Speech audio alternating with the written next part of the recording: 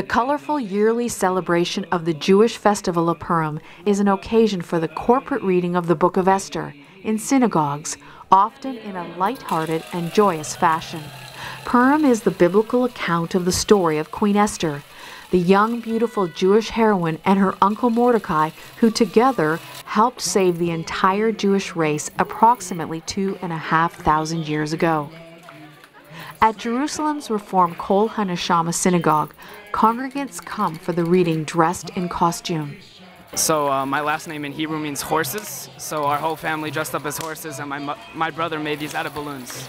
The creativity of the costumes is only outdone by the noise made at the mention of the name Haman, the villain of the Purim story. It's a commemoration of Jews surviving, that we've been through a lot and we're still going through it, but we carry on, that we can still do it with joy. The celebration of Purim doesn't stop in the synagogues.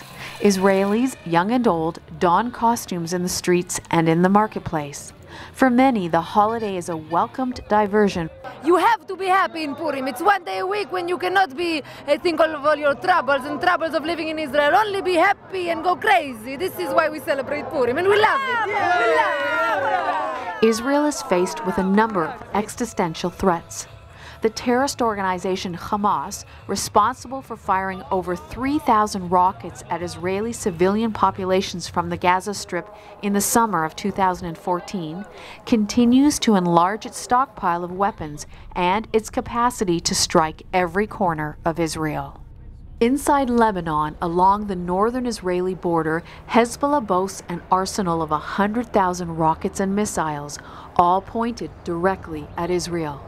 The militant Shi'a Islamist group has stated that their, quote, struggle will end only when this entity, Israel, is obliterated. Along Israel's northeast border lies Syria, a nation currently backed by Iran, Hezbollah, and Russia. This in itself is cause for alarm. However, if the current Assad regime falls, the presence of radical Islamist militants on Israel's northern border with possession of Syria's military arsenal, believed to include chemical weapons, could be a security nightmare. However, Israel's greatest concern may arguably be a nuclear Iran. If not stopped, Iran would then have the capacity to carry out its threats of wiping Israel off the map. They know how to spin centrifuges. They have 10,000 centrifuges. They have enough fissile material for 5 to 7 bombs. They have the knowledge. My friends, I've come here today because as Prime Minister of Israel, I feel a profound obligation to speak to you about an issue that could well threaten the survival of my country and the future of my people. Iran's quest for nuclear weapons. On the Jewish holiday of Purim, we'll read the Book of Esther. We'll read of a powerful Persian viceroy named Aman, who plotted to destroy the Jewish people some 2,500 years ago. But a courageous Jewish woman, Queen Esther, exposed the plot and gained for the Jewish people the right to defend themselves against their enemies. The plot was foiled. Our people were saved. The celebration of the biblical story of Esther may therefore be a timely reminder for Israel to look to the God of Israel for protection. Marnie Blom, Axe News Network, Jerusalem.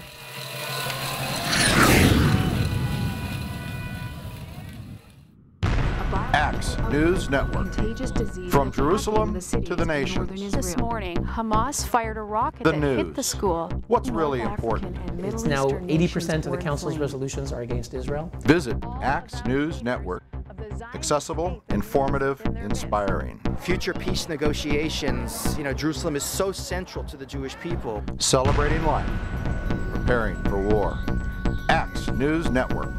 Online with the times.